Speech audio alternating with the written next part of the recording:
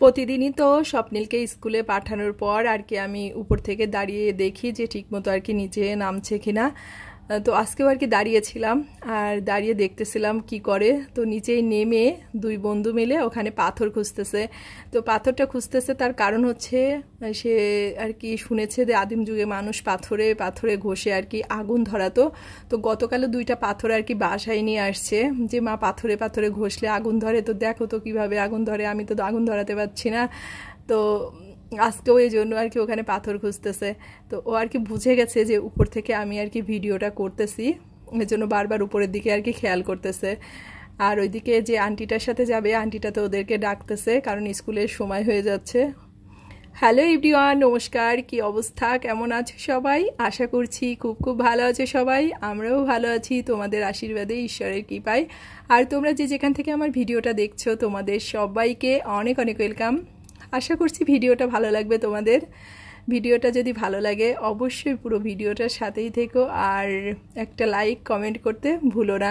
আর যারা নতুন আছো, আজই প্রথম আমার ভিডিওটা দেখছো, যদি কোথাও এতটুকু ভালো লেগে থাকে অবশ্যই চ্যানেলটাকে সাবস্ক্রাইব করে আমার পাশে থেকে আমাকে উৎসাহ দিও।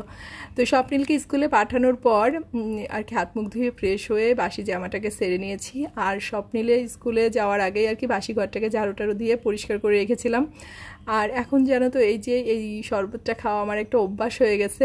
আগে তো সমস্যার কারণে খেতাম, এখন আর কি মানে প্রতিদিন সকালে মনে হয় এটা না খেলে এই জন্য কী জন্য খাইনি।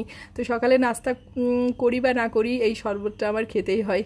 তো এই যে শরবতটাকে আর কি রেখে দিলাম, মানে আধা ঘন্টার মতো রাখবো, তারপরে আর কি খাবো। আর স্বপ্নিলের পাপা হঠাৎ করে দেখি কালকে এই র্যাকটাকে নিয়ে আসছে। তো আমি ভাবছি এটা আসছে আমার কাজে লাগাবো, মানে ও আনছে ওর জন্য আর কি, ওর যে শেভিং ক্রিম তারপরে রেজার টেজার যেগুলো আর কি লাগে বাথরুমে, তো ওটা যেটা রাখতো সেটা আর কি নষ্ট হয়ে গেছে। তো এটা কিনে আনছে। তা আমি আর কি ভাবছি যে ওকে আর কি এটা বাথরুমে লাগাতে দেবো না, আমি আর কি আমার প্রয়োজনে রান্নাঘরে আর কি রেখে দেবো। তো সেটাই আর কি পরিকল্পনা করেছি।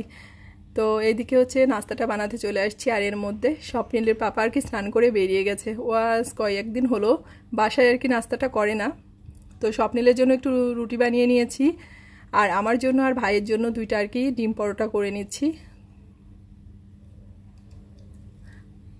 তো রুটিটা আগেই করে রেখেছিলাম কারণ তেলের মধ্যে রুটিটা খুব একটা ভালো হয় না, এজন্য রুটিটাকে আর কি আগেই ভেজে রেখেছি। আর এখন এই যে পরোটাটাকে করে নিচ্ছি। আর পরোটা হলে আমাদের খুব একটা ঝামেলা হয় না, আমিও পছন্দ করি আর ভাইও অনেক পছন্দ করে। তো তার সাথে একটা শশা কেটে রেখেছিলাম, কিন্তু অনেক দিন হয়ে গেছে তো শশাটা কেমন একটা তিতা হয়ে গেছে, এই কারণে এই শশাটাকে আর কি ফেলে দিয়েছি। তো গাজরটাও খুঁজতেছিলাম ফ্রিজে, কিন্তু গাজরটা আর কি ছিল না, গাজরটা থাকলে বেশি ভালো হতো। তো এদিকে নাস্তা রেডি করে নিয়েছি। তো স্বপ্নিলকেও নাস্তাটা দিয়ে দিয়েছি আর আমিও নাস্তাটা খেয়ে নিব। তো নাস্তা খেতে খেতে ভাবলাম তোমাদের সাথে একটু গল্প করি। তো এই যে আমরা ঘর সংসারটা করি, তো এই যে ঘর সংসারের দায়িত্ব পালনে আমরা স্ত্রীরা কি সবসময় বাধ্য বলো? তো আমাদের সমাজ সংসার সবসময় এটাই ভাবে যে আমরা হয়তো ঘর সংসারের দায়িত্ব পালন করতে বাধ্য, মানে আমাদের এটা ছাড়া আর কোনো উপায় নেই। আর এই যে বিয়ে একটি কিন্তু পবিত্র বন্ধন, যা স্বামী স্ত্রীর মধ্যে অনেক ভালোবাসা, দায়িত্ব, সম্মান সৃষ্টি করে, তাই না? কিন্তু এই কথাগুলো না আমরা ভুলে যাই যে আমরা স্ত্রীকে সম্মান দেব বা বাড়ির বউকে সম্মান দেব, এই জিনিসটা আমরা ভুলেই যাই। আর আমরা যে সংসারের দায়িত্ব কর্তব্যগুলোকে মানে পালন করি, এটা না মানে সংসারে অন্যান্য যারা সদস্য থাকে তাদের কাছে এগুলো কিছুই মনে হয় না, এটা মনে হয় যে আমাদের একটা মানে জন্মগত দায়িত্ব, এটা যে আমাদের এগুলো করতেই হবে। তাদের কাছে মনে হয় যে আমরা যে এই যে সংসারের এই দায়িত্ব কর্তব্যগুলো পালন করে থাকি এর বিকল্প বুঝি কিছুই নেই। কিন্তু সব কিছুর শেষে যদি আমরা সেই সম্মানটুকু বা ভালোবাসাটুকু সংসারে পাই তাহলে কিন্তু আমাদের কোনো কষ্ট থাকে না, তাই না?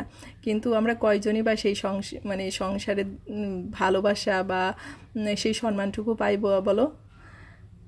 পাই না, কিন্তু অধিকাংশ ক্ষেত্রেই পাই না। সবচেয়ে গুরুত্বপূর্ণ বিষয় কি জানো তো, যদি সংসার জীবনে সুখী এবং সুন্দরভাবে থাকতে চাই তাহলে স্বামী স্ত্রী উভয়েরই দায়িত্ব এবং কর্তব্যগুলো কিন্তু পালন করা উচিত। একজনের উপরে কখনো ছেড়ে দিলে সেটা কিন্তু একদিন, 2 দিন, 3 দিন, তারপরে কিন্তু সেটা আর ভালোভাবে চলে না।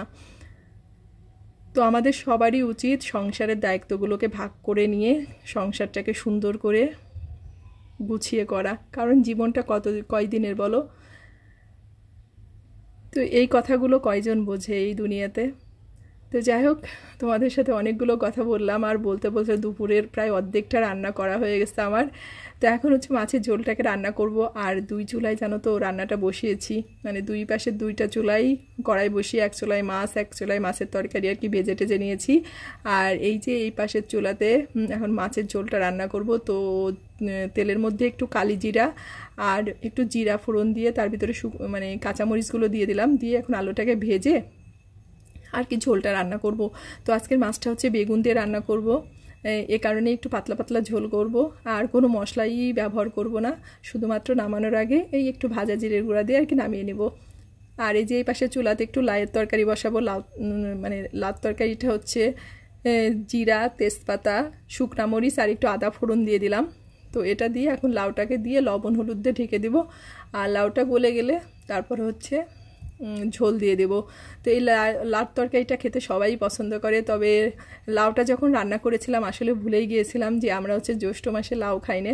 তো ফ্রিজে লাউটা ছিল, মানে বাড়ি থেকে পাঠিয়েছিল, অনেক দিন হয়ে গেছে, 10-15 দিন হয়ে গেল, তো লাউটা না খাওয়া হয়নি। তো রান্না করার পরে রাত্রে আর কি আমার ননদ আর কি বলতেছে যে জ্যৈষ্ঠ মাসে তো লাউ খেতে হয় না, তুমি লাউ রান্না করছো। তারপরে আর কি মনে পড়লো যে আসলেই তো জ্যৈষ্ঠ মাসে আর কি আমাদের নিয়ম আছে যে জ্যৈষ্ঠ পুত্র থাকলে, মানে প্রথম সন্তান যদি ছেলে হয় তাহলে আর কি লাউ খেতে হয় না জ্যৈষ্ঠ মাসে, এরকম কি আর কি নিয়ম আছে। তো যাই হোক, ভুলে গেছিলাম, জেনে জেনে বুঝে তো আর খাইনি, তো ভগবান আর কি মাফ করে দিবেন। আসলে এই নিয়মগুলো কতটা সত্য বা মিথ্যা আমি জানি না, তবে আমাদের হিন্দু সমাজে অনেক কিছুই নিয়ম আছে যেগুলো আসলে শুনে আসি এবং পালন করে থাকি। তো সেটা সত্য হোক মিথ্যা হোক, তো যেটাই হোক না কেন, তবে পালন না করলে মনের ভিতরে নানা রকম খুঁত করে, মনে হয় যে এটা হয়তো খারাপ হবে, ওইটা খারাপ হবে, এই আর কি। তো এই কারণে আর কি সব নিয়মগুলো পালন করে থাকি। তো যেহেতু আজকে শুনলাম, তো এরপর থেকে আর জ্যৈষ্ঠ মাসে লাউটা খাওয়া হবে না।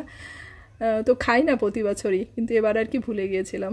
তো যাই হোক, এদিকে আমার লাউ তরকারিটাও হয়ে গেছে, এই যে একটু ভাজা জিরার গুঁড়ো দিয়ে নামিয়ে নিলাম। আর এখন হচ্ছে লাউয়ের চোচাগুলোকে আলু দিয়ে পেঁয়াজ দিয়ে ভাজি করব। তো এটা কিন্তু অনেক ভালো লাগে, মানে লাউটা আনলে আমি লাউয়ের খোসাটাকে আর কি ফেলি না। তো এই খোসাটাকে আর কি এইভাবে আলু দিয়ে পেঁয়াজ দিয়ে ভাজি করি, যেটা রুটির সাথে খেতেও ভালো লাগে, আবার ভাতের সাথেও ভালো লাগে কিন্তু। তো এর মধ্যে একটু কালিজিরা ফোড়ন দিয়ে দিয়েছি। কালিজিরাটা আসলে খাওয়া ভালো, সব কিছুর সাথে কালিজিরা তো চলে না, তো আমি একটু মাছের তরকারিতে দিয়ে এলাম, আর লাউয়ের খোসা ভাজিটার মধ্যে আর কি দিলাম। তো এখন হচ্ছে লবণ হলুদ দিয়ে নাড়াচাড়া করে ঢেকে দিলে একটু জল বের হলে এগুলো নরম হয়ে যাবে, তারপরে হালকা করে আর কি মানে ভাজা ভাজা করে নিব। তো এই যে ভাজার শেষ পর্যায়ে সামান্য পরিমাণ একটু চিনি দিয়ে দিলাম। তো এই চিনিটা দিলে কিন্তু স্বাদটা একটু অন্যরকম হয়, খেতে কিন্তু অনেক সুস্বাদু হয়। তো আর একটু লাল লাল করে ভেজে নিব। তো আমার রান্নাবাড়া ওইদিকে শেষ হয়ে গেছে, আর এখন একটু নিজের রূপচর্চাটা করব। আসলে রূপচর্চাটা চুলের জন্য একটু প্যাক বানিয়ে সেটাকে মাথায় দেব।